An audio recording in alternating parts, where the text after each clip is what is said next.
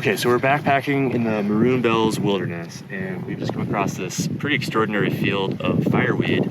Super good foreground element for the awesome mountains. I mean, the mountains are great in the first place, but if we can get something closer to the camera that really adds a lot of pop of color and texture and all that sort of stuff, it just makes the fir trees and the spruces and the peaks and the sky and the clouds even better. So I'm just shooting on my iPhone. I've got it on my 1x camera, which is like a 24mm roughly. And I'm just gonna kind of frame the shot where roughly the fireweed's about half of my frame going diagonal.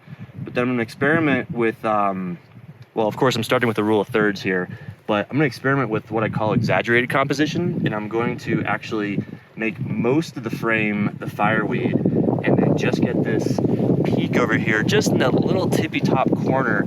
It goes against the rule of thirds. Normally you put the peak in the upper third and this in the bottom third, and blah, blah, blah. But we're just gonna exaggerate it and kind of show the enormity of the wildflowers and the smallness of the mountain all together. So I'm gonna take it on, again, the equivalent of a 24, take that shot, but then I'm also going to use an ultra wide, and oh yeah, now I get even more sky. It makes that mountain look a little bit smaller, which, you know, we'll see how we like.